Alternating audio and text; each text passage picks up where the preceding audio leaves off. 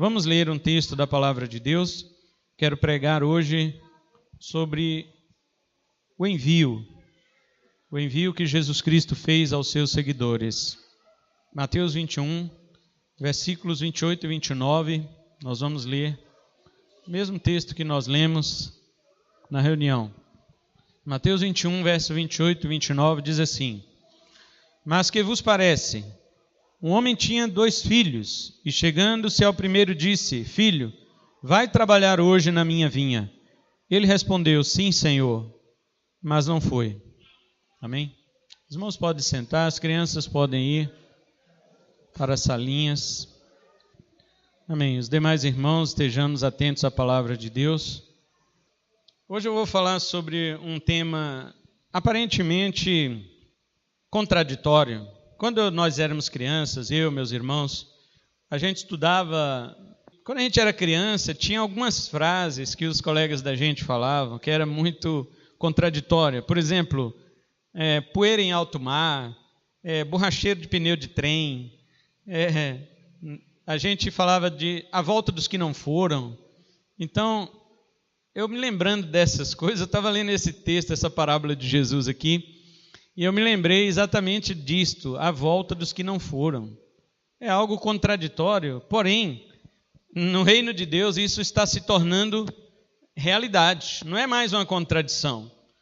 Você hoje olha para a obra de Deus, isso aqui pode ser um paradoxo, mas não é mais uma contradição.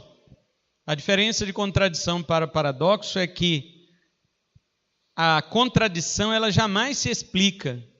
O paradoxo, ele aparentemente é uma contradição, mas quando você medita profundamente, você acha uma explicação para aquela aparente contradição. Então, hoje é um paradoxo. Na época que a gente era criança, a gente achava isso uma contradição, a volta dos que não foram. Se eles nem foram, como é que eles voltaram? Mas hoje, no reino de Deus, eu estava observando isto, e isto se torna um paradoxo, já não é uma contradição, é uma realidade. Muitas pessoas que nem foram estão voltando. No reino de Deus, muitas pessoas que foram enviadas por Jesus. Veja, esta parábola está dizendo: Filho, vai trabalhar na minha vinha. Ele falou sim, mas não foi. Ou seja, ele voltou sem ir. Nós também temos visto isto no reino de Deus. Muitos de nós estamos voltando sem ao menos termos ido. Nós sabemos, irmãos, que estamos em uma missão. A palavra missão vem do latim, ou a palavra missionário, missão, ela vem do latim missio. A palavra, não confunda com o míssil de um português, que é aquela bomba, né, que solta. Não, missio, com O, terminando com O. Míssil em português termina com L, que é aquela bomba lá. Mas o missio, no latim, terminando com O, significa enviado, envio. A mesma palavra grega, apóstolo, significa enviado. A mesma palavra Siloé, no hebraico, significa enviado. Muitos já desistiram da sua missão. Quando nós confessamos a Cristo, nós assumimos uma missão. Não quer dizer que quem desistiu tenha saído definitivamente da igreja, porque você pode observar que mesmo no meio da igreja, há muitas pessoas que já abandonaram a sua missão sem sequer terem ido. Há pessoas que vão nascer, crescer, morrer dentro da igreja e não cumpriram a sua missão. Então nós vamos ver na mensagem de hoje 3 elementos que caracterizam o envio de Jesus aos seus seguidores. Alguns pensam que a ordem missionária foi dada só para os apóstolos, para os discípulos de Jesus. Mas nós sabemos que Paulo transmitiu a Timóteo a seguinte mensagem. Olha, Timóteo já não era apóstolo, né? Paulo sim, mas Timóteo não. Então veja que não está restrito somente aos apóstolos. Paulo disse em 2 Timóteo capítulo 2, verso 2, ele diz: o que ouviste de mim, na presença de muitas testemunhas, transmite a homens fiéis que sejam idôneos para passar também a outros. Ou seja, o nosso chamado ou o nosso envio, ele não é somente para realizar a ordem, mas para reenviar. Não tem aquele negócio do e-mail que você responde ou encaminha? Pois é, nós temos que encaminhar. Nós recebemos uma missão, nós cumprimos a missão e encaminhamos a pessoa para a missão. E assim que o evangelho chegou até nós. Ou você acha que se os discípulos não enviassem outros, nós conheceríamos o evangelho hoje? De modo nenhum. Então a tarefa não é só obedecer, é também reenviar. Para você ter uma ideia, eu quero citar um exemplo aqui da palavra de Deus, que, óbvio, não vai falar ali na Bíblia, mas quando você lê em casa a carta aos Romanos, você vai ver que não foi Paulo que fundou essa igreja. Embora seja a carta mais evangelística do Novo Testamento. É a carta magna de Paulo, como alguns dizem, né? Na minha concepção, a carta aos Efésios é a mais teológica, mas a carta aos Romanos é a carta mais evangelística. A carta aos Romanos. É uma obra-prima do apóstolo Paulo, mas não foi ele que fundou a igreja. Não foi Paulo que começou a igreja em Roma. E, aliás, não foi nenhum dos apóstolos. Nenhum dos apóstolos deu início à igreja de Roma. A igreja de Roma, ninguém sabe quem abriu essa igreja.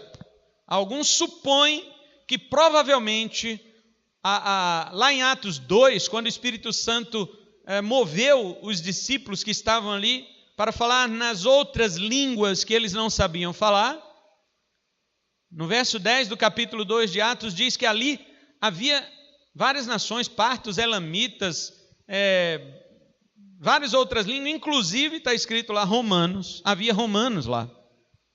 Ou seja, qual a língua que os romanos falavam antigamente? O latim. Então o Espírito Santo usou aqueles homens para falar das grandezas de Deus em latim. E os romanos entendiam. Como que esses caras conseguem falar em latim, sendo que mal eles falam a língua deles, que é o hebraico, o aramaico. Eles estão falando em latim e eu estou ouvindo as grandezas de Deus na minha própria língua.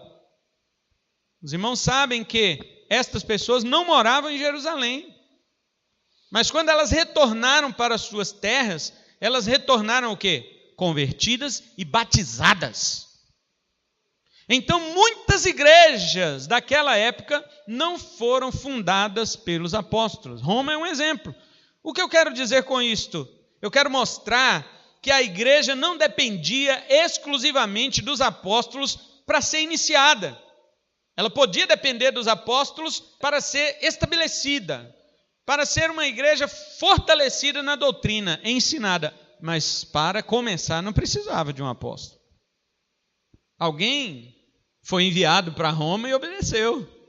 Ele chegou lá, tinha alguns romanos ali, em Jerusalém no dia de Pentecostes, voltaram para Roma, iniciaram a igreja lá, reuniram numa casa.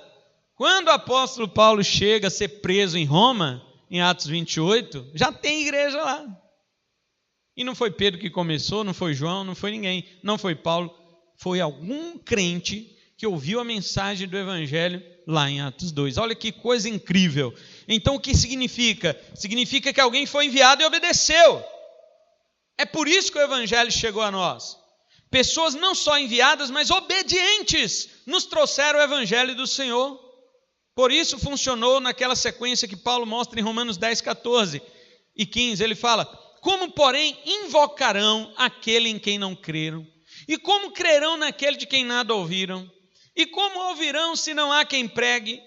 E como pregarão se não forem enviados? Como está escrito: quão formosos são os pés dos que anunciam as coisas boas.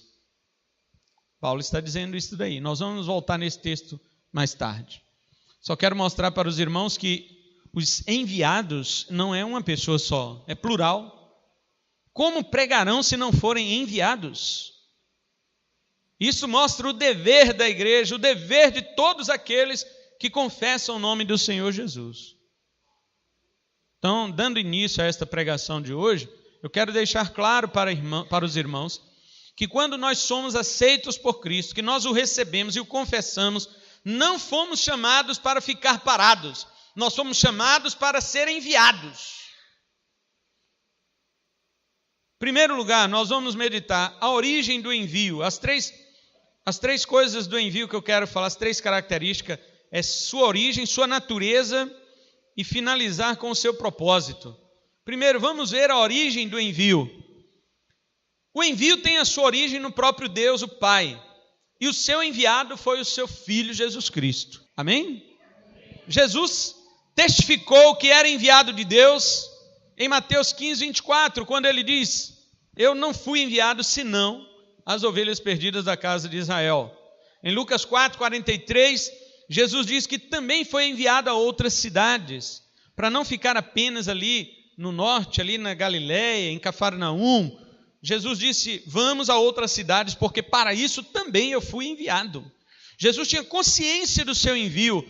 Em Mateus 10, 40, ele diz que quem recebe os seus enviados, a ele recebe, porque quem o recebe, recebe aquele que o enviou.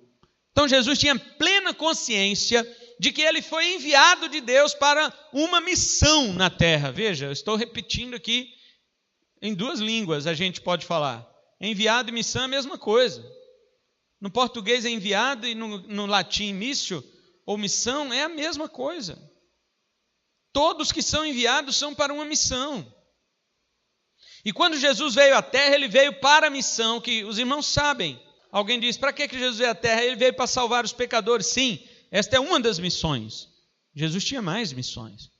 Jesus tinha outros trabalhos a serem feitos. E muitos dos trabalhos que Jesus fez, como nós sabemos, o seu trabalho era pregar o evangelho, seu trabalho era expulsar demônios, seu trabalho era curar enfermos, seu trabalho era ressuscitar mortos, seu trabalho era preparar discípulos, que seriam os apóstolos sobre os quais a igreja seria fundamentada.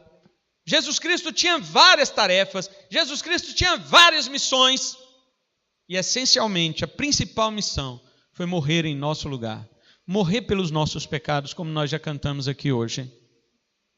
Agora eu quero só citar, não vou ler porque não temos tempo, mas os irmãos podem meditar em uma dessas referências, principalmente no Evangelho de João, da consciência que Jesus tinha que ele era enviado do Pai. João 3, 17, 34. João 4, 34. João 5, 23, 24, 30 e 36 ao 38. João 6, 29, 38, 39, 44, 57. João 7, 16, 18, 28, 29 e 33. João 8, 16, 18, 26, 29 e 42. João 9, verso 4. João 10, 36. João 12, 44, 45 e 49. João 13, 16 e 20. João 14, 24. João 15, 21. João 16, verso 5. E finaliza em João 20, 21, dizendo: como o Pai me enviou, também eu vos envio a vós. Todas essas vezes, você lê o Evangelho de João, você cansa de ler tanto que Jesus fala: aquele que me enviou, aquele que me enviou. E o que me enviou? Uma muito interessante que fala em João 6,39, ele fala assim: eu não vim para fazer a minha vontade, mas a vontade daquele que me enviou é a vontade. No 38, no 39 ele diz: e a vontade daquele que me enviou é esta, que de todos que ele me deu eu não perca, mas que eu ressuscite no último dia. E no verso 40 ainda ele diz: a vontade daquele que me enviou é que todo aquele que vira o Filho de Deus e crê nele tenha a vida eterna, e eu ressuscitarei no último dia. Veja, Jesus tinha consciência não só de que ele foi enviado, mas de qual era a sua missão. E quando Jesus diz que também, como o Pai me enviou, também vos envio, ele está dizendo que ele foi enviado não só para vir e fazer, mas Jesus foi enviado para enviar. Isso também nos sugere que aqueles que Jesus enviou devem, por sua vez, além de fazer o que Jesus mandou, nós também devemos enviar como também fomos enviados. Então a origem do envio é celestial. Portanto, desobedecer ao envio é uma afronta à divindade. Essa mensagem não é muito boa para os ouvidos de quem quer ficar tranquilo. Não é. Porque a gente pensa assim: não, Deus enviou alguns. Sim, alguns para isso, outros para aquilo e outros para aquilo outro. Tudo bem. Mas não tem um só que ele chamou para que não envie. Não existe. Agora é óbvio que nem todos estão prontificados para irem. No entanto, essas pessoas não podem suportar o conteúdo de uma pregação dessa natureza. Então a primeira coisa que eu estou mostrando para os irmãos é que a origem do envio é do céu. O primeiro que enviou foi o Pai, e ele enviou seu Filho. Você pode observar que Deus não enviou anjo, Deus não enviou nenhuma de suas criaturas celestiais. Deus enviou seu próprio Filho. E os irmãos sabem da história, você conhece. Quando Cristo veio, ele veio em carne, ele veio semelhante a nós, ele assumiu nossas limitações, por fim assumiu nossos pecados. Mas quando ele estava na terra, ele também designou pessoas que ele havia de enviar. Então não é assim, Deus enviou Jesus, tá bom, acabou. Não. Jesus falou, como o Pai me enviou, também vos envio. E os apóstolos, ao serem enviados, eles foram, eles obedeceram.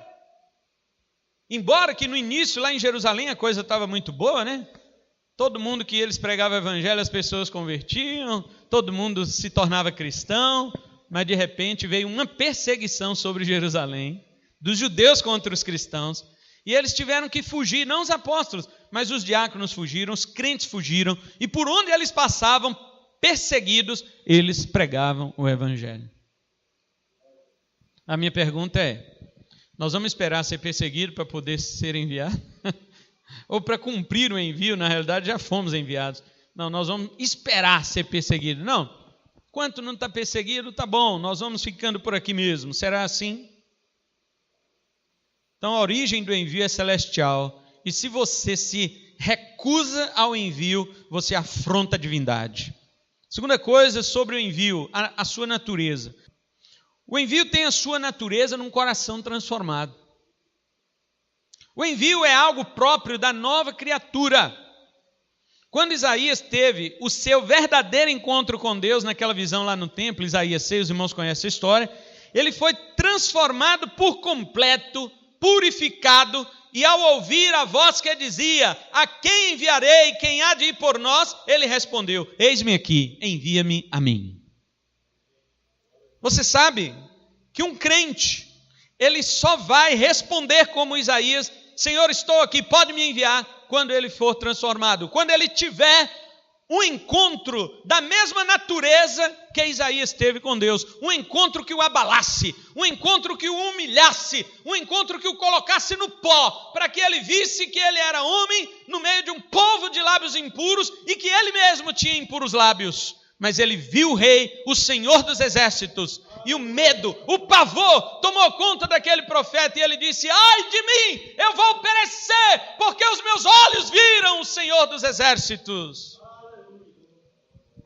Mas um anjo daqueles que adoravam a Deus pegou um tenaz, tirou uma brasa que estava no altar e tocou os lábios de Isaías e disse, agora foi purificado o teu pecado, os teus lábios foram limpos. Olha, irmãos, quando uma pessoa é purificada, transformada, quando ela recebe a nova natureza de Deus pelo poder do evangelho, Deus então pergunta, quem que eu vou enviar? Ele fala, eu estou aqui, pode me enviar. Porque ele olha para esse mundo agora com uma ótica diferente. Quem está neste mundo e ama o mundo, diz a Bíblia, o amor do Pai não está nele, mas ele ama tanto o mundo que ele nem se importa com o amor do Pai. Mas quando ele é transformado, ele olha para o mundo diferente e ele diz, eu não amo este mundo, eu quero gastar a minha vida no reino de Deus. Senhor, pode me enviar que eu vou. Mas hoje, pessoas nunca foram transformadas, nunca tiveram um verdadeiro encontro com Deus, muitas vezes saem disparada achando que foram enviados. Por outro lado, tem outros que nasceram de novo, possuem uma nova natureza e se omitem da pergunta de Deus que ecoa até os nossos dias. Eles tampam os ouvidos e falam, não, Deus não está chamando, não. E Deus está assim, a quem o quê, Senhor? Aí quando Deus vai falar, a quem? Não estou ouvindo nada, está um barulho aqui. Nós ficamos apegados a este mundo, nós ficamos ligados a este mundo, e eu quando falo mundo nem sempre é pecado. Citei aqui o texto que Jesus fala em Mateus 24 e também em Lucas 21, Jesus Cristo, ele fala como foi nos dias de Noé, será vindo o Filho do Homem. Nos dias de Noé comiam, bebiam, casavam e davam casamento. Qual que é o pecado disso aí? Não tem pecado. Você comer, beber, casar e dar seus filhos em casamento, isso não é pecado. Nos dias de Ló, Jesus Cristo fala, compravam, vendiam, edificavam e plantavam. Qual que é o pecado disso? Não tem pecado nisto. Mas a questão é que o dilúvio e a destruição de Sodoma e Gomorra pegaram estas pessoas de surpresa porque elas estavam envolvidas no seu dia a dia. Essa é a grande questão. não estamos nem falando de pecado, estamos falando dos apegos, estamos falando das coisas que nos prendem neste mundo, que são legítimas. Seu trabalho é legítimo, sua família é legítima, seus estudos são legítimos, seus cursos são legítimos, muita coisa que nós fazemos são coisas legítimas. No entanto, estas coisas podem nos aprisionar e tirar os nossos olhos da redenção, tirar os nossos olhos do foco espiritual, das nuvens de onde virá o nosso Salvador. E aí, quando Jesus voltar, como estaremos? Como estaremos? Como estaremos? Lucas 18:8, Jesus fala: porventura, quando o Filho do Homem voltar, achará fé na terra? Por acaso, quando Jesus voltar, encontrará fé? Ele está dizendo: eu vou encontrar crente.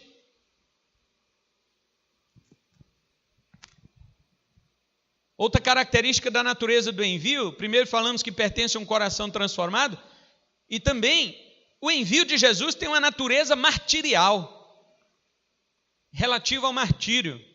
Jesus disse o seguinte em Mateus 10,16: eis que vos envio como ovelhas ao meio de lobos. Na verdade, o próprio Jesus Cristo foi descrito por Isaías como uma ovelha muda perante os seus tosqueadores, a qual não abriu a sua boca diante do sofrimento. Isaías 53, versículo 7, não é verdade? Como ovelha muda perante os seus tosqueadores, ele não abriu a sua boca. Aí os irmãos pensam: graças a Deus que foi só Jesus. Mas Paulo diz que nós também. Romanos 8,36, o apóstolo Paulo diz: como está escrito, por amor de ti, somos entregues à morte o dia todo, somos considerados como ovelhas para o matadouro. Paulo está dizendo o seguinte para os crentes: crente, você que agora é convertido verdadeiramente, saiba que você é uma ovelha que está na fila do abate. Só não sabe o dia que você vai ser abatido, mas você está na fila do abate. Por isso ele está falando: todo dia somos entregues à morte. Mas ele não está falando: porque o carro me atropelou, eu morri porque eu tinha uma bala perdida, eu morri porque fiquei doente. Não, ele está falando: por amor de ti, somos entregues à morte todo dia. Crente convertido todo dia tem que ter a vida arriscada porque ama Jesus. Mas no Brasil não tem isso. Como nós vamos arriscar a vida aqui no Brasil por amor a Cristo? Então aproveita que não tem risco e faça a tua missão. Porque tem muitos lá na Coreia do Norte, por exemplo, que é o país número 1 que persegue os cristãos no mundo. O imperador Kim Jong-un. Agora acertei o nome dele. O imperador Kim Jong-un, ele não aceita que pessoas se convertam para o cristianismo. Regime de governo totalitário, comunista totalitário. Ele não aceita. Se alguma pessoa lá não adora o Estado, se alguma pessoa lá não reverencia Kim Jong-un, essa pessoa ela pode ser presa. E se declarar a confissão cristã, ela pode ser morta. Nossos irmãos coreanos do norte, enquanto na Coreia do Sul é livre, mas na Coreia do Norte, nossos irmãos são como ovelhas para o matadouro que estão entrando na fila do abate e estão sendo abatidos todos os dias. Agora vê, se eles não cumprem a missão deles. Os norte-coreanos são um dos maiores missionários para a China. Não é o caso da gente que olha para um coreano e um chinês, é tudo igual. Quando um coreano está na China, ele sabe que é um coreano. Diz que tem a dificuldade da polícia lá é quando procura-se. Aí está lá uma foto de um chinês. Olhar para todo mundo é suspeito. Mas para eles não, eles sabem diferenciar. Os cristãos coreanos são os mais perseguidos do mundo e são os mais missionários para dentro da China. Por isso, queridos, tem uma natureza martirial. Muitos cristãos já se acostumaram como ovelhas no meio, sabe do quê? Do pasto. Jesus me enviou como ovelha para o meio do pasto. Onde é que você viu isso, irmão? Salmo 23. No pasto verdejante, águas tranquilas, refrigera minha alma. Mas você não viu lá o verso 4 que fala que tem um vale da sombra da morte? Não. Por enquanto eu estou nos pastos verdejantes. Ele acha que Jesus enviou como ovelha para o meio do pasto e não para o meio de lobos. Por isso são displicentes.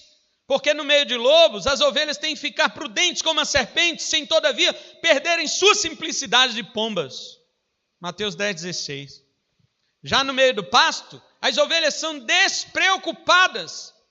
Elas são predadoras do pasto, mas no meio de lobos elas são presas. Na parábola do semeador, encontramos que ele saiu a semear. Os irmãos lembram do início? Eis que o semeador, o quê? Saiu a semear. Muito bem. Nada mais se diz acerca deste personagem. Certamente ele não voltou. Ele saiu a semear, mas não voltou. Você sabe o que é isso, irmãos? Imagina a cena. O cara saiu, não tinha semente, não tinha nada plantado. Ele tinha toda a semente com ele. Lá na frente onde ele vai, não tinha nada plantado. Imagina a cena, tudo era um deserto. Mas ele está aqui com toda a semente e ele saiu, ou seja, ele foi enviado. Ele lança semente em todo lugar que ele vai. É no beira do caminho, é nas pedras, nos espinhos, é boa terra. Ele segue lançando a semente. Essas sementes vão crescer, vão produzir, mas ele está indo. À medida que ele lança a semente, a tarefa dele está sendo cumprida, ou seja, as plantas crescerão, algumas morrerão, mas outras vão dar fruto, como lemos lá na parábola, mas o semeador está se dissolvendo, o semeador está desaparecendo. À medida que ele vai caminhando, ele some, a planta fica, mas ele some. Tanto que nunca mais se fala dele na parábola. Este homem desapareceu fazendo a obra que lhe foi confiada. Vai chegar lá no céu, só a alma do cara. O corpo dele ficou todo desgastado e foi para a sepultura. No céu chegou a alma. E se de lá ele pudesse olhar para a terra, ele veria as plantas que cresceram. Ele daria glórias e louvores a Deus e dizer: Senhor, eu me desgastei na tua obra, mas o trabalho não foi em vão. Pessoas que foram obedientes ao envio do Senhor, o retorno delas tem sido para o céu, para a terra celestial. As suas vidas foram gastas, elas sumiram aqui, obedecendo a um envio. E Jesus avisou os seus discípulos, depois que ele falou com a mulher samaritana e tal, ela chamou aqueles homens para ouvir a mensagem. Jesus disse para os discípulos assim, João 4,38, eu vos enviei para ceifar onde não semeastes. Outros trabalharam e vós entrastes no seu trabalho. Nós vamos passar, nós vamos embora, nós vamos para a pátria celestial, mas a minha pergunta hoje é: o que você plantou para que futuras gerações venham colher atrás de você? O que você plantou para que alguém que vem depois de você no evangelho diga: isto aqui eu estou colhendo porque o irmão fulano, que já partiu, plantou. Eu pergunto: o que é que você está plantando? Finalmente, terceira parte, propósito do envio. Para que fomos enviados? Versículo 14 ou 15 de Romanos 10, Paulo fala lá: como pregarão se não forem enviados? Isso quer dizer que o propósito do envio é pregar o evangelho. O propósito do envio é pregar. A sequência do apóstolo Paulo, abra sua Bíblia lá, Romanos 10, 14 e 15. O apóstolo Paulo, ele coloca uma sequência nestes dois versículos, e a sequência de que ele fala é a seguinte. No verso 13 ele fala: todo aquele que invocar o nome do Senhor será salvo, não é assim? No 13, só pode ser salvo quem invocar o nome do Senhor. Agora o verso 14, só pode invocar o nome do Senhor aquele que crê. Veja bem, ninguém pode invocar o nome daquele em quem não crê. Não confunda isso, irmãos, com aquela igreja local do Witness Lee, que tem alguns seguidores aqui em Vilhena também, tá? Árvore da Vida, pessoal da Árvore da Vida, ou igreja local. Se você ouvir falar de uma turma que tem esse nome aí, Árvore da Vida ou igreja local, sai fora. Eles têm uma compreensão completamente equivocada desse versículo, invocar o nome do Senhor. Eles falam assim: ó Senhor Jesus, amém, invocamos o teu nome. e acham que por causa dessa frase repetida, eles estão obedecendo o versículo, que eles vão ser salvos por causa dessa frase repetida, porque todo que invocar o nome do Senhor será salvo. Então vamos junto, igreja. Ó Senhor Jesus, ó Senhor Jesus, amém, invocamos o teu nome. Então agora sim, todos vão ser salvos, porque falaram isso. O texto grego, quando usa a palavra invocar, ele está dizendo chamar alguém como testemunha. A minha pergunta, ou a pergunta do apóstolo Paulo, que ele está dizendo, todo aquele que invocar o nome do Senhor será salvo, é a seguinte: quando você confessou a Jesus como Senhor, quando você invocou a Jesus e disse que ele era teu Senhor, na confissão que ele fala lá no verso 9, se com a tua boca confessares ao Senhor, e em teu coração crês que Deus ressuscitou do mal, será salvo. O dia que você confessou Jesus, Paulo diz, invocou o seu nome. A pergunta sobre invocar é, você chamou o próprio Jesus como testemunha de que sua confissão era verdadeira. É isso que quer dizer. Eu te pergunto, quando você confessou a Cristo como Senhor, Jesus podia vir como testemunha e dizer, de fato, ele está realmente me confessando de coração? Você está chamando o próprio Jesus como testemunha da sua confissão. E se sua confissão não foi verdadeira, Jesus Cristo vem para te desmentir. Invocar o nome do Senhor é chamá-lo como testemunha para a nossa confissão. Porque 1 Coríntios 12, 3, ninguém pode dizer que Jesus é o Senhor, senão pelo Espírito Santo. Então Paulo está dizendo, só pode ser salvo quem invocar o nome do Senhor. Só pode invocar o nome aquele que crê. Só pode crer, verso 14 ainda, só pode crer aquele que ouviu. Porque no 17 ele fala que a fé vem pelo ouvir. Só pode ouvir se houver alguém que pregue. Eis aqui a nossa questão. Se não tiver quem pregue, como é que o cara ouve? E só pregarão se forem enviados.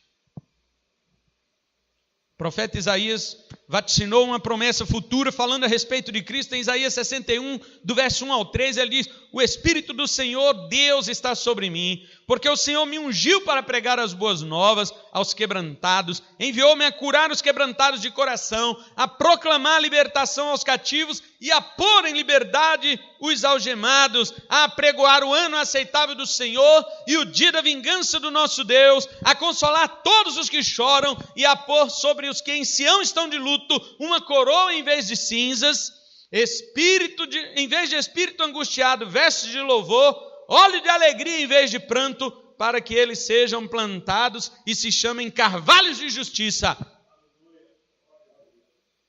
Jesus falou em Lucas 4, 16 ao 21, que esta profecia se cumpriu nele.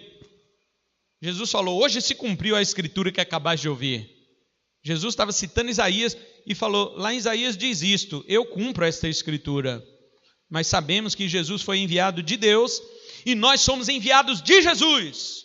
Por isso podemos dizer que sobre a igreja também se cumpre esta profecia. Nós somos ungidos pelo Espírito Santo, o Espírito do Senhor Deus está sobre nós, podemos colocar no plural, porque o Senhor nos ungiu para pregar as boas novas, amém? Como disse o apóstolo João em 1 João 2,20, e vós possuís a unção que vem do Santo. Todo crente é ungido de Deus. Então todo crente pode colocar Isaías 61 no plural e dizer, o Espírito de Deus está sobre nós, porque o Senhor nos ungiu para pregar as boas novas aos quebrantados, nos enviou a curar os quebrantados de coração, a proclamar a libertação aos cativos, pôr em liberdade os algemados, a pregoar o ano aceitável do Senhor e o dia da vingança do nosso Deus, a consolar os que choram e a pôr sobre os que em Sião estão de luto uma coroa em vez de cinza, óleo de alegria em vez de pranto, vestes de louvor em vez de espírito angustiado, a fim de que se chamem carvalhos de justiça. Pregamos o evangelho para que pessoas sejam plantadas na presença de Deus. Então, o propósito nosso não é diferente do de Cristo, exceto, obviamente, pelo seu serviço substituto. O serviço substitutivo de Cristo na cruz, isso ninguém pode fazer. Ele veio para morrer pelos nossos pecados. Pronto, isso é exclusivo dele. Mas há muita coisa que Jesus veio fazer que nós também temos que fazer. E Jesus disse, aquele que crê em mim fará obras que eu faço e ainda maiores farão, porque eu vou para o Pai. Ou seja, nós recebemos uma tarefa, nós recebemos uma missão e fomos enviados por Jesus. Agora você vai dizer assim, puxa, por que Jesus Cristo confiou em nós, que não somos dignos de confiança? Por que ele fez isto? Jesus disse assim, Atos 1, verso 8, mas recebereis poder ao descer sobre vós o Espírito Santo. E sereis minhas testemunhas tanto em Jerusalém como em toda a Judéia e Samaria e até os confins da terra. Portanto, irmãos, não é pelo seu poder, não é pelo meu poder, não é pela nossa inteligência ou pela nossa sabedoria, mas pelo poder do Espírito Santo que somos enviados de Deus para pregar o Evangelho e fazer as missões. Como vimos antes, nosso envio não garante sucesso aos olhos humanos. Quero finalizar com o texto de Isaías 6, porque Deus pergunta, a quem enviarei, quem há de ir por nós? Prontamente ele fala, eis-me aqui, envia-me a mim. Mas quando Isaías responde isso para Deus, sabe o que Deus diz para ele? Verso 9 e 10, ele fala, ouvi, olha, tua mensagem será assim, Isaías. Ouvi, e não entendais. Vede, mas não percebais. Torna insensível o coração deste povo. Endurece-lhe os ouvidos e feche-lhe os olhos, para que não venha ele a ver com os olhos, ouvir com os ouvidos, a entender com o coração, e se converta e seja salvo. Então, se eu estou cheio do Espírito e se eu fui enviado, então eu vou ter sucesso. Quando eu pregar vai ser igual Pedro, 3.000 almas. Hoje o que eu vejo de receita em pregações, tem um monte de pregação com receita para ganhar 3.000 almas. Todo mundo quer imitar Pedro, mas ninguém quer saber como foi o fim da vida de Paulo. Toda a vida de Paulo depois da conversão foi assim. Jesus avisou para ele, de cidade em cidade que você for, você vai apanhar. Prega o evangelho, coloca uma igreja lá, mas você vai apanhar. Depois você vai para outra cidade, prega o evangelho, põe uma igreja lá, apanha de novo. E vai para outra cidade até você morrer. Quem gostaria de um chamado assim? Opa, ninguém levantou a mão. E quando Jesus chamou Paulo desta forma, Paulo foi.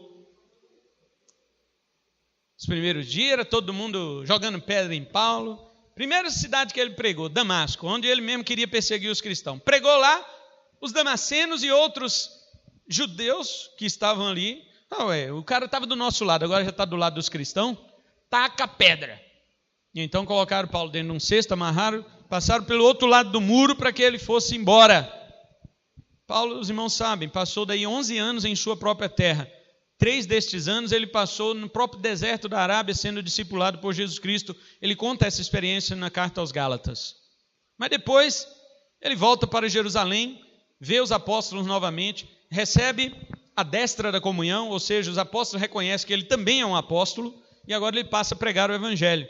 Primeiro ele vai com Barnabé, na segunda viagem missionária, e na terceira ele daí vai com Silas, Timóteo e Lucas. Então os irmãos podem perceber que Paulo era assim, toda cidade que ele ia, ele apanhava. E ele não era surpresa, ele sabia que ele ia apanhar. E na próxima cidade que ele já estava para ir, ele também sabia. O que ele não sabia era como ele ia apanhar. Se era menos doloroso ou pior do que ele já tinha apanhado. Isso que ele não sabia, mas que ele ia apanhar, ele sabia. E Paulo evangelizou 70% do mundo da sua época, praticamente sozinho. Hoje, com quase 3 bilhões de cristãos no planeta, nós evangelizamos 60% do mundo. Se cada cristão pregasse o evangelho para 4 pessoas diferentes, cada cristão diferente pregar para 4 pessoas diferentes, o mundo inteiro seria evangelizado em um momento. Não é 1 hora, 1 dia, é no mesmo minuto. Isaías sabia que Deus chamou ele e falou, pode ir, você falou, eis-me aqui, envia a mim, eu estou te enviando, mas o povo não vai te ouvir. Eles têm ouvido para ficar fechado, têm olhos para não ver, têm coração para não se converter. Você quer assim mesmo? Isaías foi. Isaías profetizou cerca de 60 anos, irmãos. E bem velhinho, perto dos 90 anos, ele foi cerrado no meio pelo rei Manassés. Conta a história e a tradição. Então, ainda que o propósito do envio seja pregar o evangelho, nem sempre vai ter o resultado de milhares de conversões como você gostaria. Mas nós não estamos autorizados a nos concentrar nos resultados, e sim na obediência. Amém? Amém ou não? É isso que estamos autorizados a concentrar. Eu tenho que me concentrar em obedecer e não em resultados. Final, concluindo. Hoje vimos acerca do envio. Sua origem está em Deus mesmo, que enviou seu Filho como propiciação pelos nossos pecados, e que ele foi o modelo de enviado que deveria ser seguido por todos os crentes. Paulo diz aos Filipenses que Jesus não se apegou ao fato de ser Deus, mas se esvaziou e se humilhou e assumiu a forma de servo quando se fez homem. Filipenses 2, 6 e 7. Segundo, vimos também que a natureza do envio procede de um coração novo, de uma nova criatura. Além disso, ele tem uma natureza martirial. Isto é, o crente não deve ter sua vida por preciosa quando estiver obedecendo o indo. Indo, não é ide, é indo. E finalmente, terceiro, vimos que o propósito do envio é pregar, é fazer conhecido o reino de Deus, o governo de Cristo no coração dos homens, é expulsar demônios como Jesus expulsou, é mostrar o poder do evangelho através de libertações, de curas, bem como também através de genuínas conversões, batismos e formações de igreja. Então eu quero finalizar dizendo, irmãos, fazendo estas perguntas. Você está preparado para isto? Quando você crê em Cristo, você recebe uma missão, e esta é o envio. Você sabia disso? Quando você se recusa do envio, você está negando o senhorio de Cristo, que te enviou para ser uma testemunha dele. Como eu disse, quando falamos esse tipo de mensagem, as pessoas se sentem incomodadas porque não querem sair do conforto. Pensamos que não fomos chamados para esse tipo de coisa. Mas se não encararmos isso de frente, essa nossa responsabilidade, ao menos diante daqueles que nos indagam, que questionam a nossa fé, se não respondermos com sabedoria e mansidão àqueles que nos perguntam sobre a razão da esperança que há em nós, se não confrontamos pelo menos aquelas pessoas que estão próximas de nós sobre a sua falta de compromisso com Deus, então como podemos dizer que somos enviados de Jesus Cristo? Talvez Deus não chamou você para ir para longe, para outra cidade, para missões, para coisas de outro país. Talvez não. Outros sim. Mas eu me refiro à missão próxima, à missão perto. O evangelho é sempre e sempre será um testemunho. Sempre será algo ligado àquilo que Deus fez por nós e nos enviou para fazer por outros. Se isto não transmitimos, se isto não passamos pelo menos para aquelas pessoas que estão próximas de nós, estamos nos negando, estamos sendo aqueles paradoxais, à volta dos que não foram. Nós estamos voltando sem nem ao menos termos ido. Nós estamos negligenciando a maior tarefa da igreja. Alguém já disse que uma igreja que não evangeliza não tem razão de ser. Qual que é a razão de ser de uma igreja que não prega o evangelho? Ela serve para fazer ação social, deixa o espírita fazer, deixa o católico fazer. Tem um monte de religião que faz isso melhor do que nós. Não, a igreja pode fazer aí um clubezinho de futebol para nós pegar as crianças e colocar. Deixa o povo fazer isso. Tem um monte de coisa aí que faz melhor do que nós. Não, a igreja foi colocada para ser fazer cesta básica. Não, já tem o CRAS, já tem ONG, tem um monte de coisa que faz isso. A igreja é o único povo da face da terra que tem uma mensagem exclusiva do céu, que é a salvação da alma do homem da condenação do inferno. E se nós não nos negamos a isto, não há razão de ser igreja. Que Deus nos abençoe com a sua palavra nesta noite. Vamos orar.